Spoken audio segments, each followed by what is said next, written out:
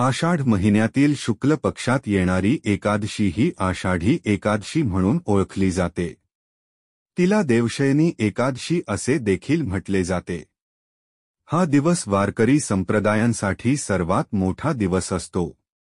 आषाढी एकादशीच्या दिवशी लाखो वारकरी विठ्ठलाचे दर्शन घेण्यासाठी पंढरपूरला जातात. वारी ही परंपरा साधारणतः 700-800 वर्षापूर्वींची. अतिशय सुंदरपणे सजवलेल्या पालख्यामध्ये संतांच्या पादुका घेऊन भक्त पंढरपुराकडे चालत जाण्याची प्रथा म्हणजेच वारी.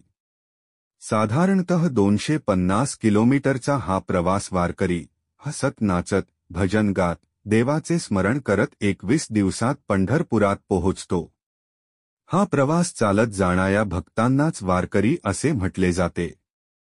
गळ्यात तुळशीची माळ, हातात टाळ, मृदुंग, तुळशी वृंदावन, झेंडा हे सर्व घेऊन जाण्याची प्रथा आहे. हा प्रसंग अनुभव करण्यात वेगळाच अनुभव असतो. वेगवेगळ्या गावावरून येणाऱ्या छोट्या छोट्या समूहांना दिंडी असे म्हटले जाते. 21 दिवसांचा खडतर प्रवास, सातत्याने पडणारा पाऊस या सगळ्या अडचणींना हसत गात नाचत जाण्याचा प्रवास खूपच आनंदाचा असतो. देवी एकादशीची कथा. पुराणकाळानुसार मृदुमान्य नावाच्या राक्षसाने भगवान शंकराची आराधना करून त्यांना प्रसन्न केले. वरदान म्हणून त्यांनी मला कोणत्याही प्राण्याकडून मरण प्राप्त होणार नाही, झालेच तर स्त्रीच्या हातून व्हावे अशी इच्छा व्यक्त केली. वरदान प्राप्त झाल्यानंतर मृदुमान्य राक्षसाने सर्व देवांचा पराभव करून त्यांना बंदिस्त केले.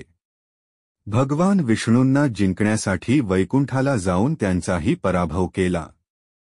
भगवान शंकरही आपल्या वरदानामुळे हताश झाले होते.